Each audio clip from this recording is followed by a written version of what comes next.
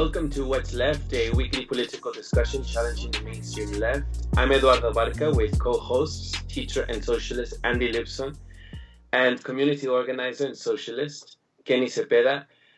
Today we will be discussing the part 2 of an ongoing subject that we are discussing on online distance learning in education, having had a discussion with Andy Lipson on the last 2 weeks ago. I think it was Andy, right? Yeah. And it will be about your organization or your group that you're convening with on SF Ready Strike, right? Correct. Right. Now, before we head there, I just want to remind folks again, every single time I'm going to do this, we are online at what-s-left.webnote.com, and you can find this and any additional information on the episode notes. Please, if you like anything that we are doing here, please subscribe, rate, review, and share your favorite episode wherever you found this episode, and give us a comment below if you're interested. Yeah. All right, let's get into it, Andy. So tell us about today's topic, because it will be mostly centered around what you're doing. Yeah, and when me and Eduardo, when you and I started What's Left, it was kind of like there was nothing going on. So it was like, what is a socialist to do to keep politics alive, kind of thing. And you really helped me do that for the last year and a half, or almost 2 years now, actually. And now Kenny's joined us. And now there's stuff going on. So honestly, I want to take advantage of this forum to talk through the work that I'm doing with my comrades here in San Francisco, and really honestly field questions from two people I respect a lot, you, Eduardo, and you, Kenny, about this work, or comments about it, questions and comments. I've asked them both to, give me their questions about the kind of work I'm doing and we're doing. So this, what I'm going to tell you about is this project. It's, an initiative which says every student deserves an A, and it's really the next step in StrikeReadySF, the group I'm working with here in San Francisco, as part of a school teacher in San Francisco Unified School District. And 2 weeks ago, our group put out a statement against distance learning, or warning about distance learning being brought in as sort of a shock doctrine, how it's unequitable, and how it's going to continue to dismantle public education and bring in private interests who want to make money during this time and want to make money on education. So we came to the conclusion in StrikeReadySF, after putting out that previous document about our concerns around distance learning and the need to grow, for teachers to push opposition to that and to get control of this process that's taking place really over our heads, from the school districts, from private interests, and from the state, really. Or at least that's how I see it. I think many of our other teachers see it, who are pushing back, see that as well. And so the next step in our struggle really was to this initiative around grades, which we're titling, which is a petition or a pledge that's titled "Every Student Deserves an A." This I'll show it in an image of the petition, and underneath you can see an idea where to go to the petition online. But the petition basically makes this statement, is that really, given the massive inequality that exists in the current conditions of online learning itself is unequal, but these conditions we're facing of a health crisis, of an economic crisis, of the amount of fear that our students are facing, that teachers are facing, and the situation of essentially martial law-like conditions that we're living in with this quarantine, this is not a situation under which where grades and grading and trying to get students back on a schedule of learning, it makes any sense. And so we want to take that off the table in solidarity with our students, in solidarity with our families that we work for, that we feel, and work with. We want to eliminate that by basically saying every student will be getting an A. How teachers do that is different. Some are going to give everyone the same grade, but a passing grade. But different teachers are going to do it differently. But the overall idea, and I can tell you how I'm doing it, the overall idea is we don't want to punish our students with grades right now. And having to chase assignments down and trying to figure out which homework to do and which homework was assigned by this teacher particularly under the conditions that they're currently learning in. Because we don't have a single classroom right now. Like if I have 130 students, which I do have close to 130 students, I have essentially 130 different classrooms in which the experience of learning is taking place. And it's not even clear what the conditions, like whether they have access to computers, whether their parents need it because they're doing distance stuff. So we just feel like we need to take that off the table and make it so that the learning that does happen is not being pushed by grading, but is the learning that students want to do.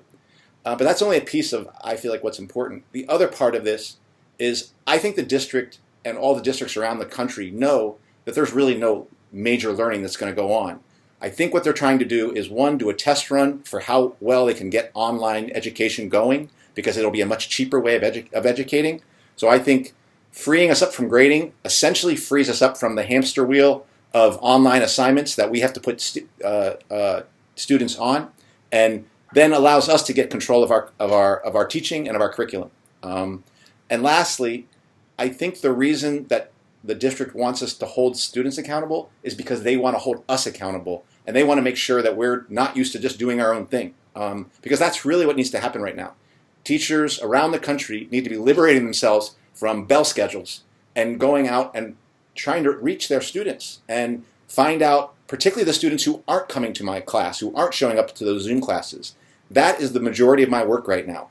Of course, I do have some work to help students who want to be educated right now, but the majority of my work is finding those students who are not connected and not hooked up right now. And really, this bell schedule they're putting us on, and I can show you the schedule we have for Admission High School, but a lot of schools are going to have similar schedules like this, of students going to the first period, then their second period, then their third period, then the next day, go to fourth period, fifth period, sixth period, seventh period. Basically, Monday through Friday for some schools. For us, it's Tuesday through Friday, but it's basically school from 9 in the morning till about noon, sometimes up as late as 1 or 2. It makes no sense. That schedule doesn't make any sense right now.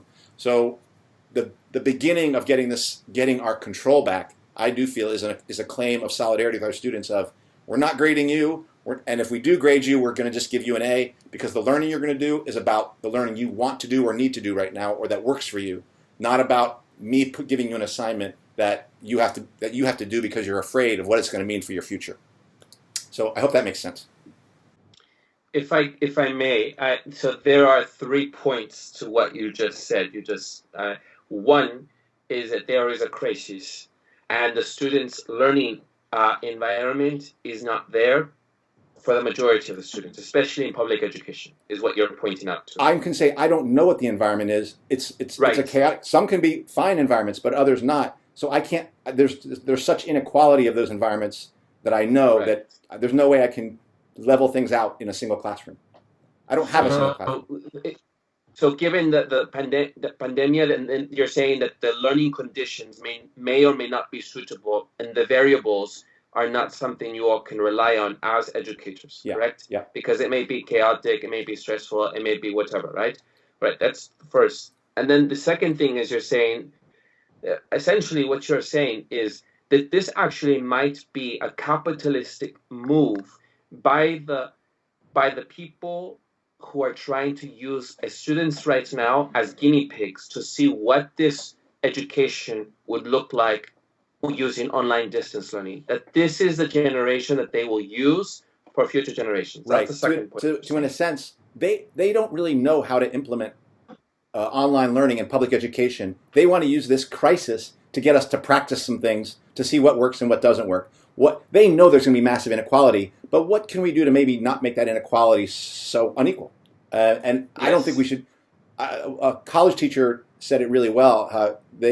Colleges are right now being online, and that college teacher, I can't remember her name, but I posted it on Facebook, said we need to do a bad job with online learning right now, and that's what teachers need to do, is do a bad job of the Pearson-like online learning. We need to do the job of reaching out to our students and finding out what they need and how to really genuinely meet them, and that ain't going to be about some program.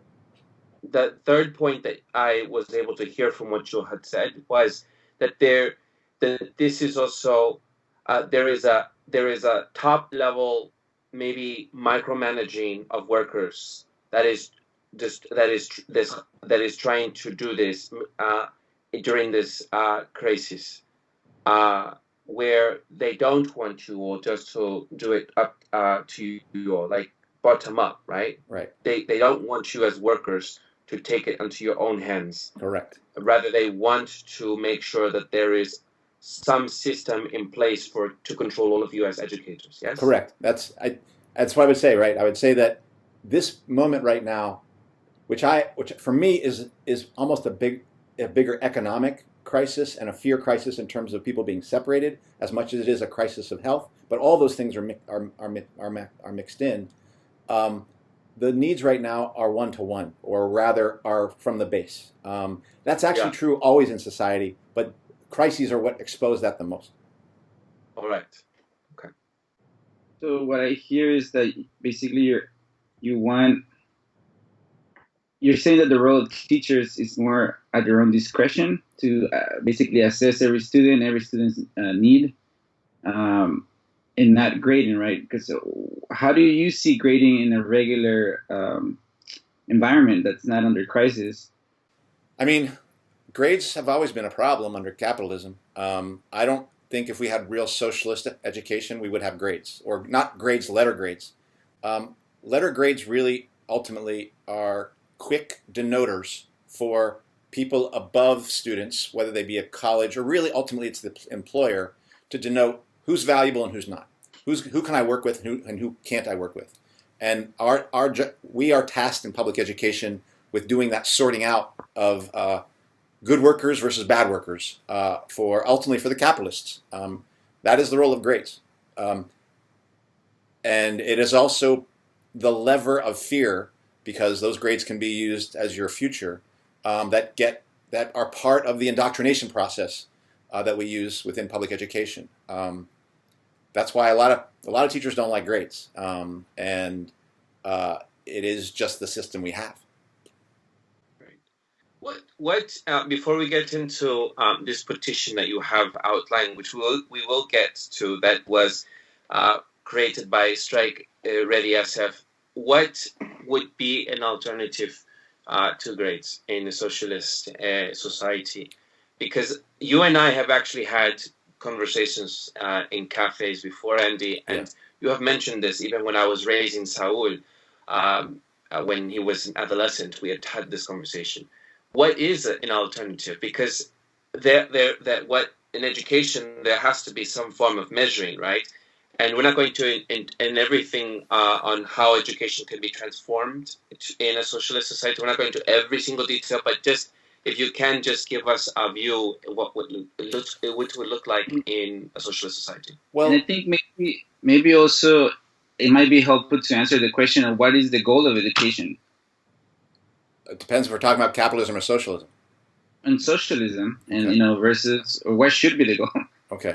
Well, let me go to this question, and then I'll go to that question, because I don't think I can answer those together at the same time. So hold on to that question. I'll just start with the grades question. You said grades should be a measurement. They should only be a measurement under capitalism. They need to be a measurement of your quality. They aren't a measurement. They're an assessment. Grades, or rather, the role of an educator, and the role and everyone in a class. If we have classrooms under socialism, I do believe we'll have classrooms. Although we won't I wouldn't see a reason why they all have to be the same grade or the same age, But I think we might have a class. We will have a classroom. Then, honestly, assessments are not just coming from the teacher, the instructor. Assessments are coming from the entire community about what are your strengths, what do you do well, how do you fit, like for the projects that we're doing, what are the things that you bring to that are your strengths, and what can you learn out of that? But then, what are areas you might want to grow in? And those are goals that are best set by the individuals in that classroom. What do they want to learn about? What do they want to do? What are they good at? What are they poor at? What are they poor at that they want to get better? What are they poor at that they don't really care about that they're poor at? Those should be up to the individual, and the assessments can be for that individual, but they are broadly assessments that they should get from their peers, from the other classmates, and from the teacher. That can be written down. It can be said. But it doesn't sound like A, B, C, or D. It's like information. It's like you do your calculations very well. It's really amazing how thorough you are in that, and how I'm able to read that. At the same time, I'm noticing that you struggle to communicate with your other friends about what you're doing, like how, and teach them. Do you think that's something you'd want to learn more? Things like that. That's what an assessment would be. It would be ongoing. There wouldn't be this kind of you get a grade at a semester. It's an ongoing experience together, and you grow. You don't have to. You grow through a self-assessment, through community assessment, and yes, have a mentor there who can be like, okay, I know something more about this, so I can help you know whether you're moving along that road. If you have a goal of getting better at something. So I don't see where a grade fits into any of that. In a socialist society. In a socialist society. And to Kenny's question. And Kenny, your question again was? So what is the role of education in a socialist society? I think it would be the same as it is under a capitalist society, to train the working class to be fit for what it's supposed to do. But in the case of capitalism, we are training the working class to be fit for management, to be fit to be controlled, to be fit to be told what to do, to be fit to figure out how to rise to a particular level of expertise and maybe use that in some way that helps capitalists, right? That's what the working class is being made fit for. A bell schedule, get up in the morning, go here, do this, do that kind of indoctrination. I think a socialist education would make workers fit for collective rule so that they are used to making decisions, of assessing things, of working together, of debating together, of knowing how to take votes, knowing how to decide things collectively, knowing when a decision has been made that a group can really act on versus a decision that can't be acted on. Those are things that communities have to figure out. 51% doesn't always get it done. Sometimes you need 70 to 80% to move on something. Sometimes 51% is enough. That's a community decision. So workers need to be trained to work that way and to work in that collective way. So it would be training workers to rule. Not just a few workers that are trained to rule who go to private schools, who go to Stanford and then go up into these upper echelons. The entire working class is being trained to rule as a collective group. And who decides that should be the case in a socialist society? I think workers would recognize. I mean, we would see that we need our children to be educated to perform a new role in that society. If we would have become fit to rule through the act of revolution, through fighting the capitalists and the organization that would have made that possible. But what about that next generation that didn't have to go through that fight? How are they going to become fit to rule? How are they going to become fit to rule democratically? Well, that means we have to completely transform our education system from this thing of not just A, B, C's, and D's, but of rote memorization. Children are going to have to take much more control over their own education and learn to grow into that control, but not just as individuals, but as groups. And they're going to have to learn how to work as groups together to get things done and understand that the assessment that comes from them is not just an individual assessment, but a collective assessment of, did we get done what we wanted to get done? And why not? Where did we fall short? What did we need to do? I think it's a completely different model for education, but it's the same thing, training workers. You think that, students would maybe come to that same conclusion that, to continue with that society, that it's, or is there some sort of level of, for lack of a better word, maybe indoctrination or, some sort of, hey, this is what needs to happen because of this? This might be a more philosophical question. The society that rules always decides what the ideas of that society are. That's true under capitalism. That will be true if there's a socialist state, where there are still class divisions, right? Prior to what we call communism, when it's a classless society. This is how I would see the progression going. I'm just repeating stuff from Lenin's State and Revolution, but let's just say we're talking about the early stages of the revolutions happened, and we're starting our first schools.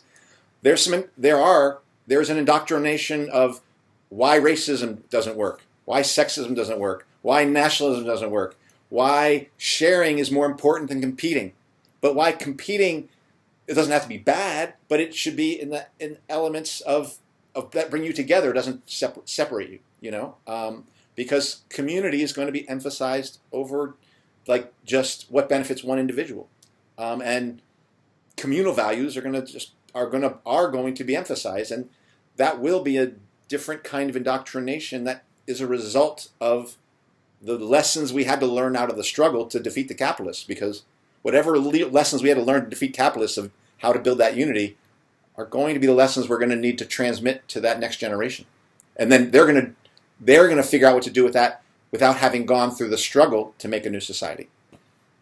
So what I hear from the process of fighting capitalism revolution is that there is a process for those pioneers, if I can call them that, that are starting that new society. There's a process for them to learn, so they would shape that first, I guess, generation, the next generation. That is the role of education. Mm-hmm. And what education would look like in a classless society, that's even harder for me to imagine. But I do think education is always about the values of. It is a way of bringing the values that a society has come to, that are decided by that ruling class of that period, of how to bring them into those values. That is going to be the way that education is, as long as there are classes. And that's true even if once we have the revolution, it's a different kind of values, but there will be a training and an emphasis on those sorts of things versus meritocracy and like if you work hard enough you can get it above versus some it's going to be about like what can we do together as more I imagine more than what can just you do for yourself. Right. So let's get into this petition that you and your group, StrikeReadySF, that had created, hopefully being able to reach as many educators, not just in district that I imagine, but in other districts as well, and hopefully maybe they'll form their own, they'll create something from right. there. We definitely hope that this spreads, Right. So we will have it for our listeners. We will read it just like we did last time with your previous document, right? I mean, I would How say... would you going to go about it? I think there's a lot here that you should read. So the title of this is Every Student Deserves an A. And it's kind of written in the form of a union resolution, which has whereas, and therefore be it resolved.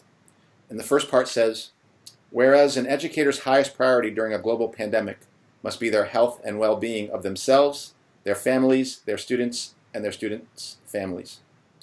And whereas our current working conditions and students' learning conditions are chaotic, stressful, and varied, and whereas an educator's job during a crisis is to meet the diverse and shifting needs of students and teachers, which starts with eliminating the undue pressures of grades and grading, and whereas students and educators are not prepared with access to technology or skills to navigate digital platforms prior to the pandemic, and whereas online learning without a concrete plan to support students who speak English as a second language, students who have IEPs, those are individualized education plans, students with learning disabilities, and students who have limited experience with digital technology is inherently inequitable, and whereas the rush to online learning only benefits corporate interests that seek to privatize public education while profiting from this crisis, e.g. Pearson, and whereas online learning dramatically heightens existing inequalities at a time when we need to be coming together,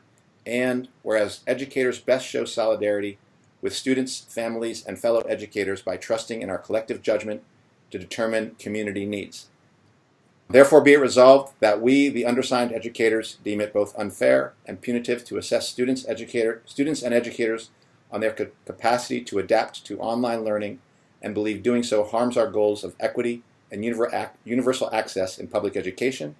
And finally be it resolved that we, the undersigned educators, pledge to grade all students with 4s, exceeding standards, and that's a grading standard for elementary schools, or A's for the remainder of the 2019-20 school year, as long as schools remain closed. Why is this important to you? Why? I mean, just what or how is this as a socialist and as an educator, and what are you doing with your classroom? The first thing that's important for me is it's an act of solidarity with my students, because I don't think it's fair to grade them right now.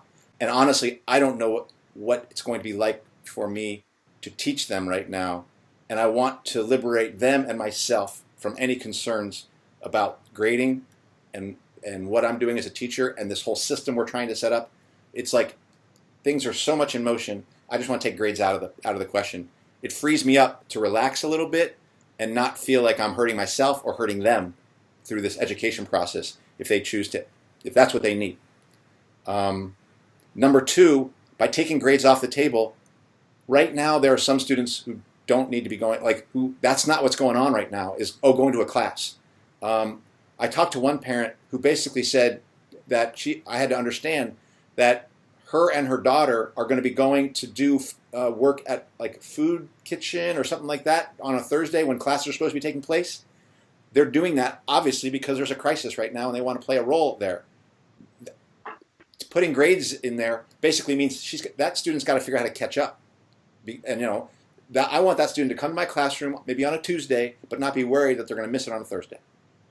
And last, and probably this is the most important part, is I want teachers to get control of this education process again, because this thing is spinning out of control for us. The district is telling us what to do.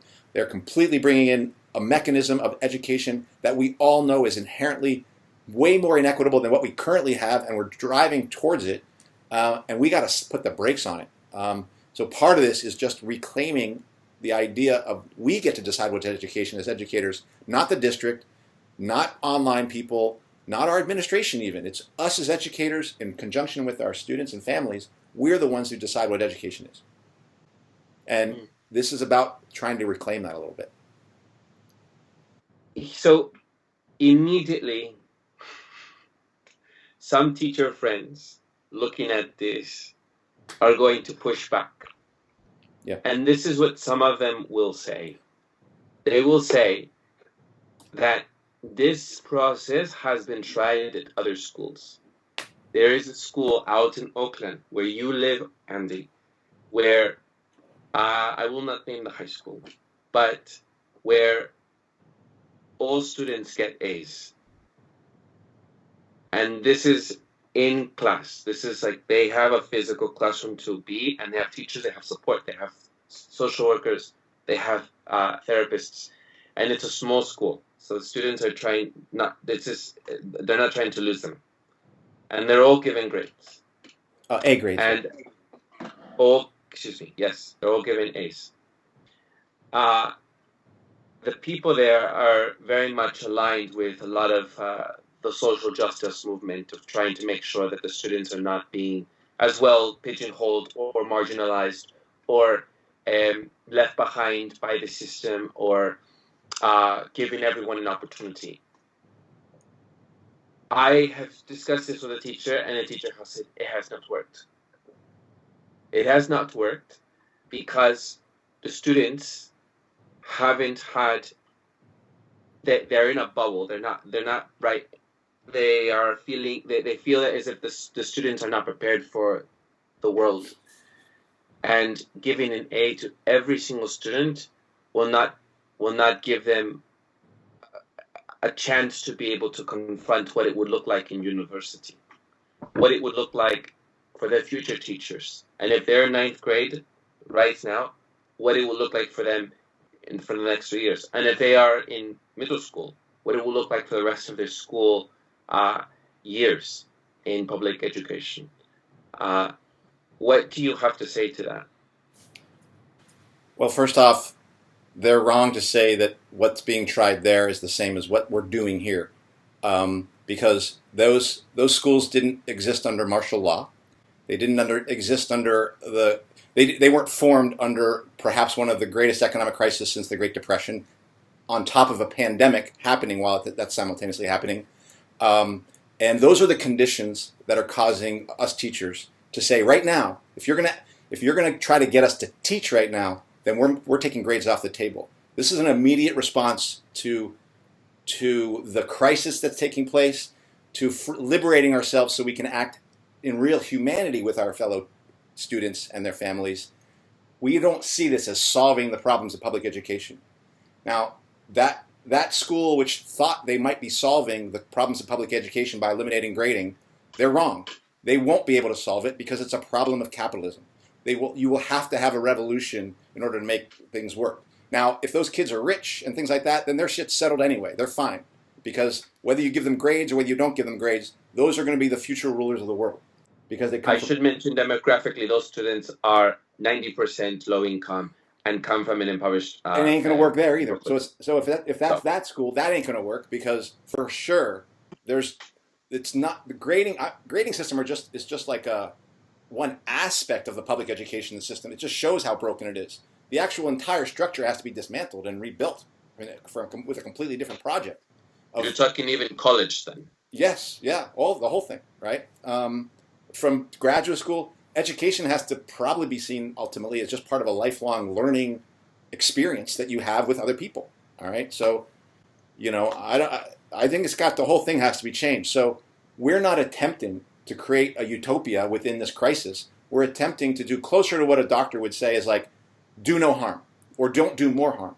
And we are saying simply that putting grades on the table right now just adds to the stress that these students are already experiencing, because frankly, teachers don't know what our classrooms are going to look like in these coming weeks.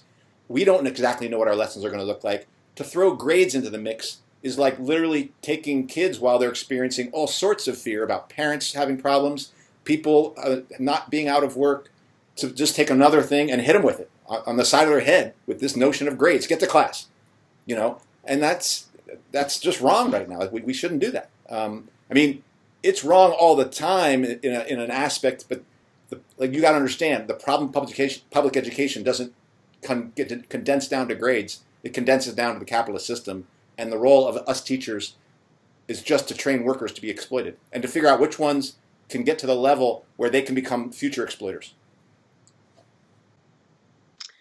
Can the role of educators be to follow up with their students if they're older, or with parents, and even if they have adolescent, even if parents have adolescents? I feel as if, let's take it here on a personal level.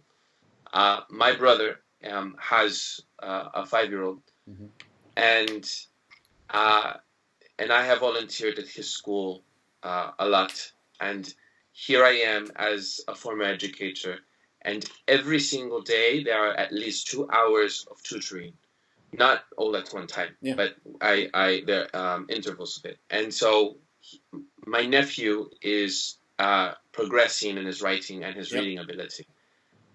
His teacher has not followed up with us, right? With my brother and with us. And we're going to send them an email, because other schools on the other side of town are following up with their students and their families. And what I'm trying to say is, what I'm thinking really are of the other classmates, his other classmates, where they don't have this level of support. There isn't, a former educator uncle inside every single one of these child's home. And my nephew, I should mention, goes to a very, very low-performing school in Sunnydale, one of the most marginalized community neighborhoods in San Francisco. And all of these other students don't have that level.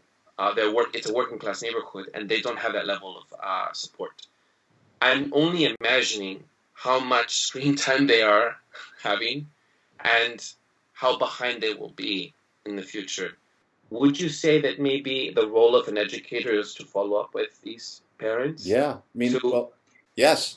And in reality, if I followed the okie doke of what the district wants me to do, then the 20 to 25% of most of my work would be focused around the 20 to 25% of my classes that show up and meet me at the screen in a Zoom room where we do work and we do assignments. I hand out assignments. I grade those assignments. I'm going to get stuck on that wheel, all right? Which means the 75% that aren't showing up to my class, I'm not going to have time to do that. They're setting a schedule for us that just gives us no time to deal except with the students that are here. That's why it's going to take an existing inequality and make it even greater. So I'm going to still teach those kids who are showing up to my Zoom room, but I need to give myself the flexibility to spend most of my work time trying to find one by one those other students.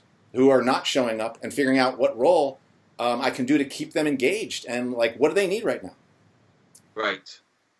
Yeah. So, I mean, what do you say to someone that maybe argues that, basically kind of jumping off what Eduardo was saying, that, these kids, right? Like, you want to change the system. You're arguing for, this thing to grow, right? And eventually basically revolutionize the way education happens. So in the meantime, while that happens, these kids are still going to have to go back to the world of capitalism. And aren't you holding them back?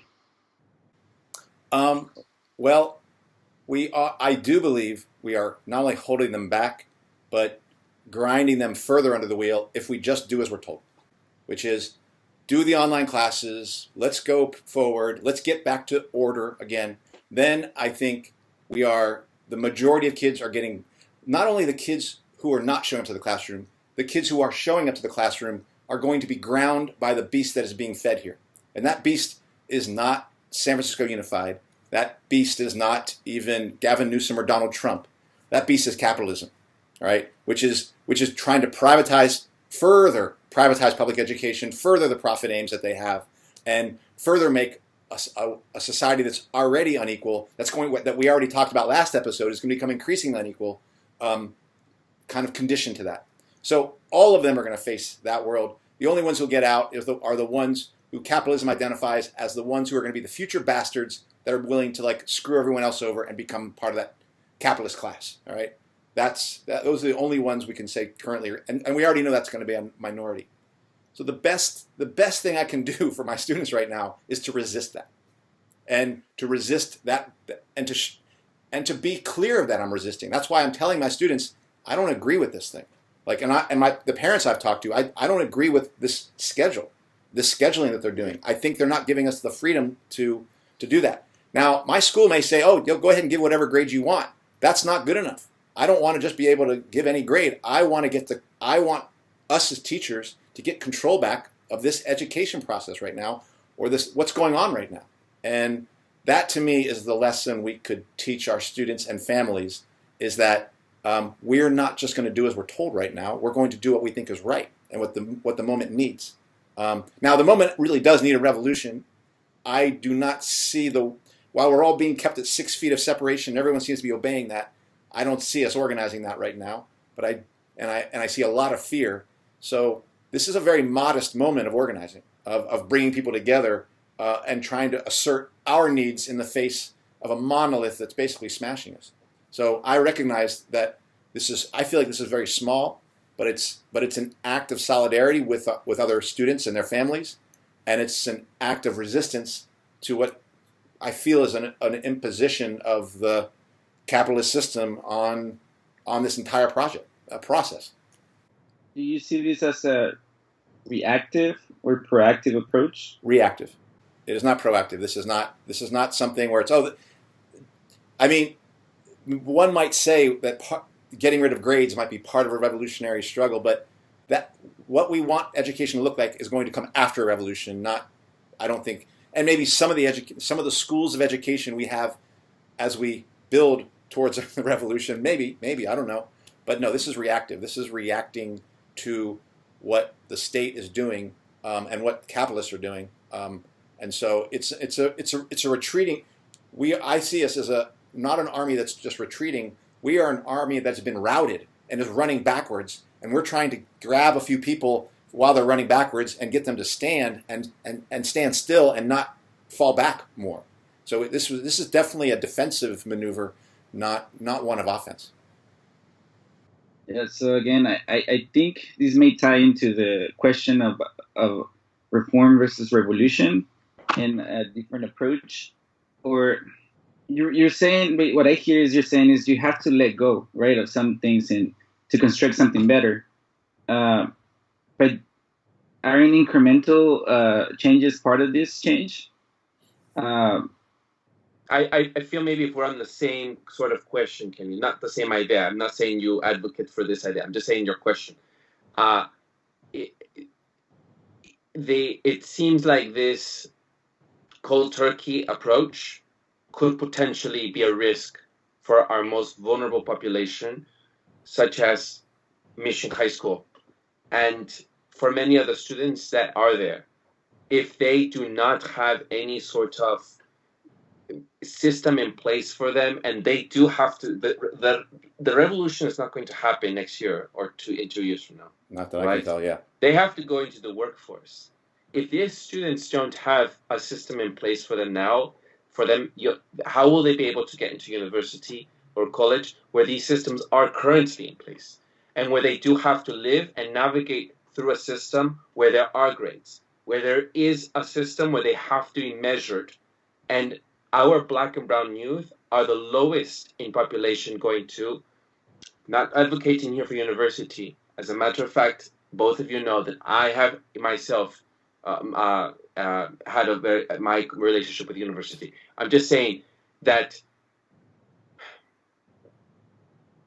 it's already challenging for Black and brown students in public education being accepted to certain universities that they work hard for, or even if they don't go to university, going into the workforce, vocational studies, being in a system where there's an element of socialism in a capitalist society. Well, this may or may not be part of Kenny's question. Maybe is that what you're asking, Kenny? I think it's along the same line. So because basically I'm playing devil's advocate here. Right. I am as well. Yeah, and so so again, that like, what would you say to that argument that you are actually doing more damage, in letting these kids fall to the cracks, because it's too radical of an approach. Basically, that I think that would be the argument. I mean, I would, for me, I wonder if it's radical enough. I think there's some people who would say, well, let's not even submit their grades, but we'll get to that. So first off, let me ask y'all a question. Let's just say I have 100 students. I don't. I have 120. If I told you that only 30 of those students are showing up to my online classes, what grade would you give the 70 who aren't showing up? That's question one.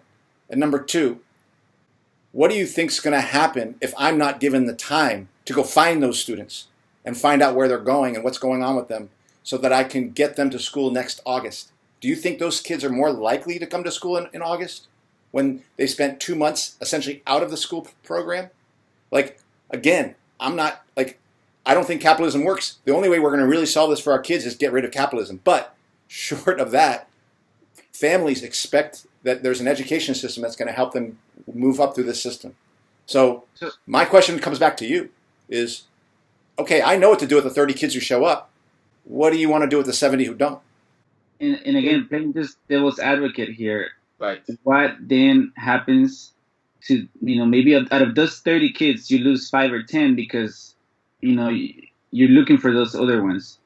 Yeah, and I'm going to make that clear. I'm going to make that clear to the 30 who are there that I'm not a teacher interested. I'm going to teach them, but I'm going to spend most of my time looking for the other ones, and I'm going to let them know that. Like, they know their classmates are missing. I mean, students, when they see a teacher throw a kid out, and then they see that teacher doesn't teach the kid when they come back in, students don't like that.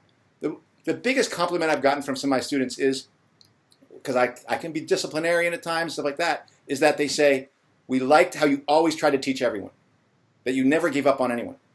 That's the biggest thing that they say when they compliment me. Now, I think there's students who would say, no, he gave up on me. And I think there have been students I've given up on. I do believe that. But what students want to see? They want to see us not give up on anyone. Now, why do they want that? Is it because they're nice? They're better people than they're? No. Because people have an inherent sense of wanting to do things together. And whether we like it or not, all those 30 kids showing up in those tiny little electronic classrooms, they know the names that are missing. You see what Zoom does. It puts everyone's name up there. And you put it on a grid screen, you get to see who's there and who's not. And a teacher who just acts like nothing's happening there, that's terrifying to a student. They know the teacher is saying, I don't give a fuck what happened to the other students. And they know it. So I'm telling them exactly the wrong message. If I don't say, stop here, folks, we're going to only do a little bit of stuff because I'm collecting those other folks, then then I'm literally telling these kids, I'll feed you to any mill I want to. Because if only 2 of you are making it through, the rest of you, I'll feed to whatever dog wants to eat you. Because that's the way this system works. And I'm willing to do it just to save my skin. That's what I'm telling them. So it's the opposite. Students want me to do it. Not because, we get to slow things down. It also happens to be, this is not the moment mostly, but I actually think learning can go on here. But I'm going to have a Zoom class with students on Friday, this Friday, where we're literally saying, what's our schedule? What do we want to learn? Do you want homework? Do you not want homework? Find out who wants to come to class or who wants to get individualized learning. That's what I'm going to find out. But that's from the kids who show up. I got a job to do to find out the kids who didn't show up. So that's what learning is going to be like right now in my classroom. And the biggest lesson is we don't want to leave everyone behind. Does somebody know where D'Angelo is? Does somebody have their number? Can somebody find him? I can't find him. Can you? That's what this moment's about right now. It ain't about force equals mass times acceleration. If you do that calculation, do you know the units? I feel as if we might just be losing them in the long run if the students are not given, I don't know, some parameters, some follow-up, some measurement, because we do live in a society where people do measure it through grades, unfortunately. And some students that are going to be, especially some would argue that during this crisis, we should hold them even responsible for making sure that they are valuing and putting their education in priority, given that their generation is experiencing the most what do you call it, the most impact of this COVID-19 of the crisis. So that's how I'm seeing this, where some of the students might be lost, given that they still have to go to apply for college, and we're talking high schoolers right now, just momentarily.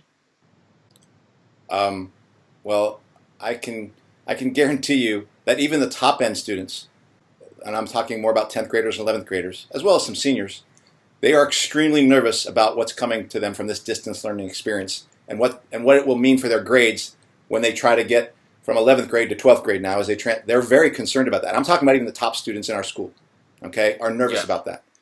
Now, I think they're going to be fine. I think they'd be fine whether a teacher does the all A's or not. But because now, not just am I losing, 1 or 2 students or 4 or 5 students, I'm losing 70. And they're dropping off the thing because they just got F's. That's what they're getting. If I did a regular grading system, they're all getting F's. And maybe that means if you average it out, they get a C or a D for that semester at the end. That's on their record, and that's the thing that they have to take with them.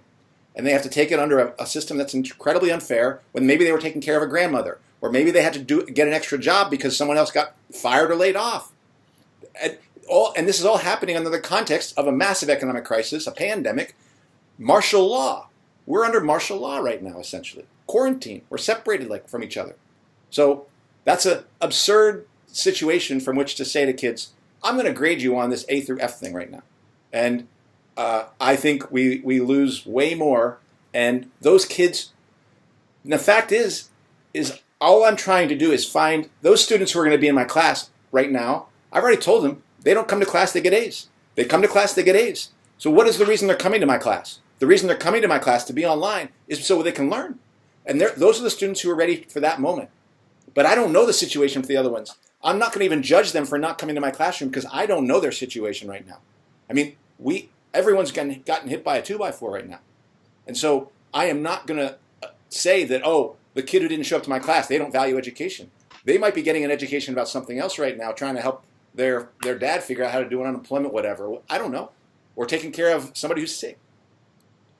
So that is the situation. It is so varied, so chaotic, that grades right now, for me to administer grades right now, I feel like is meaningless, and I do think it's punitive and almost cruel. So that's what I would say about that. I have more of a comment, not a question, but it sounds to me that there's also in the background this element of the pressure of time, that a kid needs to graduate in this sequence by this time, or they're out, they're done, and so their education is tied to that, and so their usefulness, is based on that system. And obviously people learn at different rates, and for different reasons. And again, this is more of a comment about our system of capitalism that we have to acknowledge in order to change. And Eduardo. So it seems like you and your group then, Strike Ready SF. Yeah. You have this petition that is going to be shared by Facebook, Instagram, and Twitter. What are you hoping then? Is it just that teachers just don't that the teachers give every student an A? Is that it? No, Or what do you? yeah. What is? Yeah, go ahead. No, that's a good question. I mean, if just teachers just changed their grading system and we just went along with everything that's going on, then this thing wouldn't really work. Right. What I'm hoping is it makes teachers pause and say, what is this moment? What is needed of me right now? Instead of what am I being told what to do? And most teachers right now are responding based on what they're being told to do by administration or by a district. And not only is that hurting our students, hurting their families by doing that, it is literally antithetical to the process by which we're going to need to come together to make a revolution possible. So the change I'm looking for is the change in the working class, and the change in their minds in relationship to their job right now, and not seeing it as just like, I get a paycheck, so since I get a paycheck, you can tell me what to do, is like, say, no, I'm paid to be an educator. I'm actually underpaid to be an educator, and I'm best fit to figure out what my job should be, not the district. And it's not just I, but we as other educators, paraprofessionals, custodians, cafeteria workers, security, families, students, we can decide what should happen at this moment. And in fact, we can decide what can happen at every moment. And when we get there, we are getting closer to something that is a revolution. But what I hope is that this plants a seed of doubt, or not a doubt, seed of actually confidence for teachers to say to themselves, maybe I should be asserting my values instead of just following what somebody's telling me to do. Doesn't that require, for this to grow, willingness to continue to battle, basically? Yeah. Fight back. And, because in previous episodes, you mentioned, how it's difficult. I guess maybe we're in private conversations of how it's difficult to, and sometimes you don't understand why people, keep basically waiting for the district to do something. Yeah. Isn't that maybe just the way things are? Like, what? Yeah, I mean, if they are the way things are, then what I should be doing is, there's a TV behind me. I play video games on this. Then I should just stop doing any of this stuff and just play video games. I got the last version of Tomb Raider I got to play. Me and Brandy are playing Uncharted, The Lost Legacy, the Lost Epic. You know that one, right? So we got to play that. So if that's the case, if it's truly that is the way things are and that is the way they will be, then I'm just going to play some video games and let the world burn. I mean, I'll come down to that. But it is very bad right now. People's heads have been fixed very heavily by this crisis, actually. I feel like they've been told what to do on so many different levels and are obeying it, and fear has been used to do that it's a tall tale just to get people to say, maybe I should not do this thing I'm being told to do. And maybe this actually fits with my values, the idea of giving all kids the same grade, because I actually have the value of equity. Like I said, I think I said this last episode, there are teachers who I know who taught me about equity in school, who know this is going to be unequitable, but are going along with it because they just feel like we need to do something. And it's what the district is telling them to do. And they just want somebody to tell them what to do so they can do it. And so the odds are very much stacked against us, but we're in my mind, we're trying to do something. We're trying to find where is that where is that stop point that we can accumulate some people so we can push forward? And I think that's how I see this initiative. This isn't just about grades. It's about teachers standing up for their own values in solidarity with their students and families. There is I can see some teachers saying that that they would be more interested in seeking out assurances from the district, from government, that teachers would not be replaced, that teachers would not be just replaced by online learning, rather that this would actually be an experiment with future crises. That why not do a hybrid of teachers fighting for assurances that they will keep their jobs and that they will also be trained in online distance learning, because this is not the first pandemic that we might just experience, given how the world and the globe is just going. There might be war, there might be natural disasters, there might be another pandemic, like a virus that will provoke another pandemic, or there might be who knows what, given our circumstances that are happening in the world.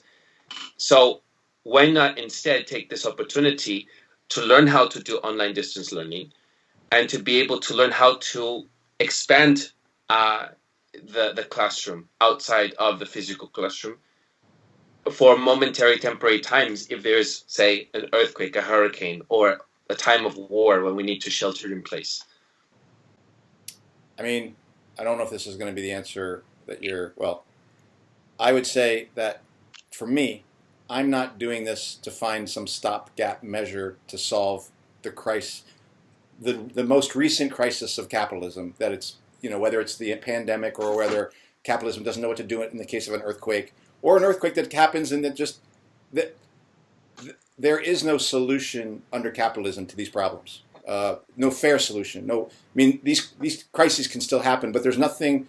The next earthquake that hits San Francisco will be used to gentrify San Francisco. Will be used for rich people to buy up property and push black people out of the Bayview. That's what the result of the next disaster will be here in San Francisco. So, my job as a worker is not to try to figure out how do we survive that. We can't survive that. We have to make a revolution to end that.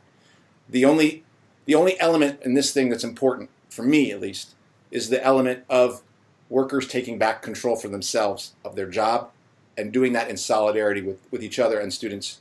There's no other future except for that kind of solidarity. And unfortunately, so that's the only element. If the district told everyone, you must give all A's, then this piece of paper becomes meaningless. Because then we as teachers who are trying to fight this have to find out what's the new ground around which we organize teachers to oppose the district, to oppose our bosses. Because yes, they're saying all A's, but that's just a stopgap measure to bring in the sweet deal of distance learning. So we've got to figure out some other way to organize teachers to essentially get control of our work and to do it in solidarity with our students and each other. So I don't know if that's an answer, but that's my answer that I have for it. All right. I think you maybe began to answer my next question on your previous comment, but my question is, so where does the teacher struggle? Where does it connect to the bigger struggles, for a socialist, in the fight against capitalism? And, what is the goal? Like, what should the goal be for a teacher? In the way you see it, to transform society. What I would dream of, or what I would hope for, is ultimately teachers working in conjunction with their fellow workers. We're talking custodians, office workers, cafeteria workers, security, paraprofessionals, and then to build workers' control of our schools and build a network of workers who are in communication with each other about how we're going to take over and take back our school district in solidarity with the struggling restaurant workers, with the struggling transportation workers, to basically shut the city down and rebuild it under new ownership. And it's a general strike. It's a general strike that's what I would see is the institutions that we would need of workers taking that kind of control through struggle and expanding that beyond San Francisco into Oakland, into the Sacramento, linking up with those struggles to basically say we're going to take this stuff out of your hands and put it under new ownership, under the collective ownership of the working class.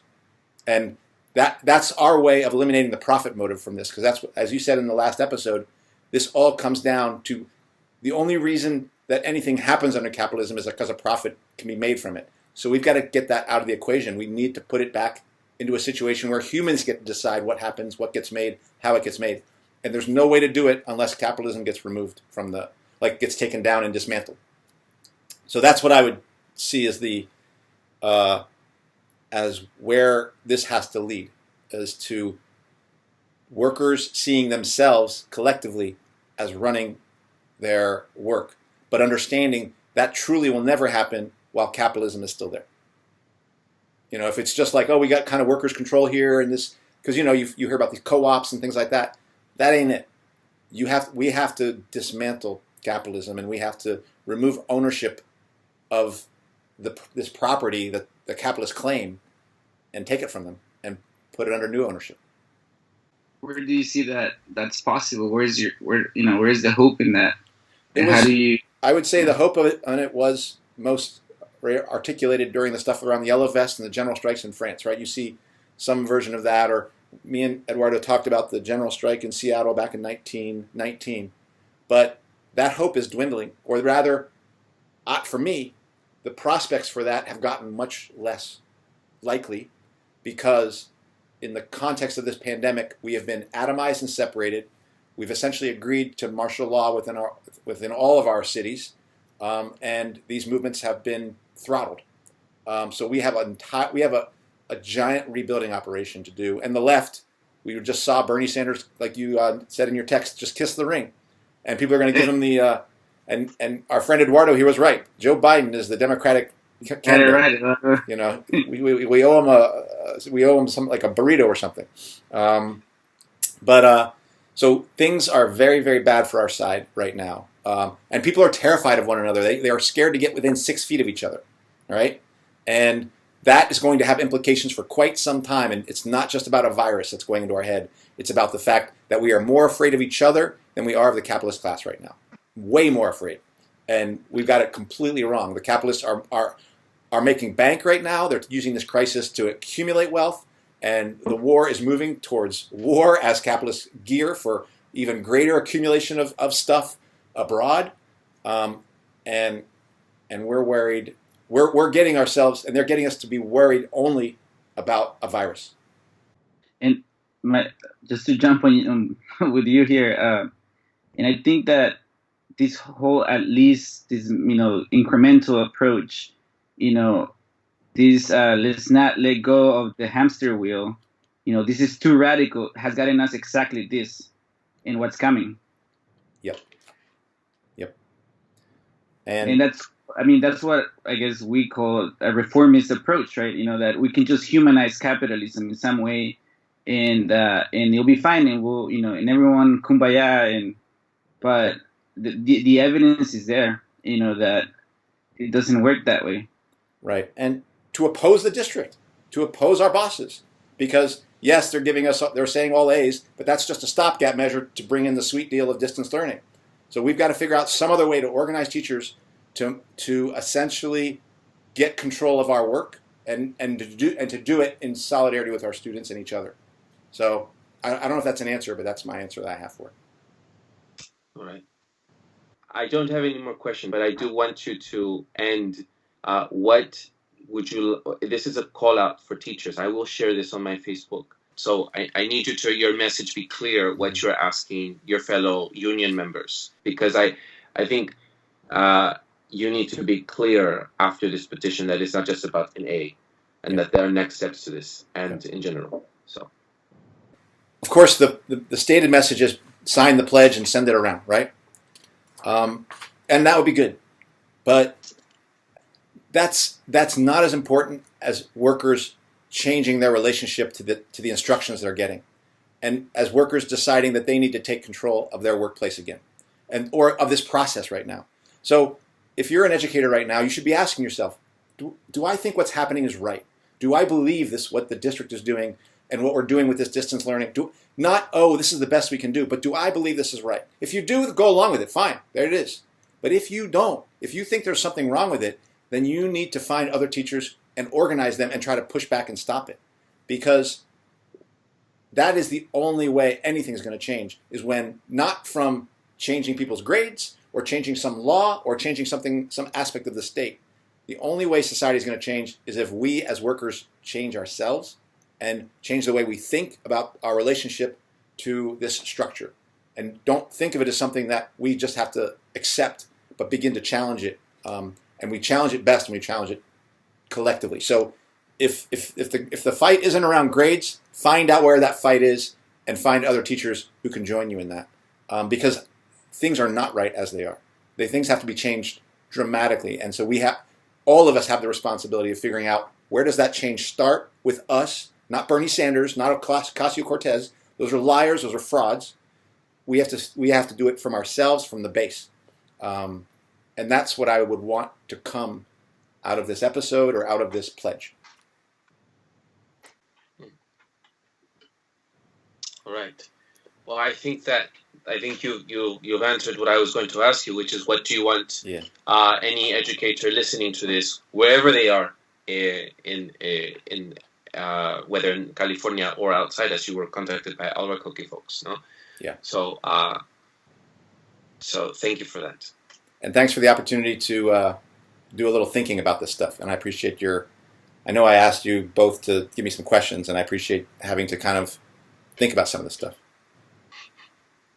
Right, that does it for this week's topic. I would like to just a few topics I would like to update about previous topics that we have covered, or they might potentially be future topics. I think that just they're worthy to mention.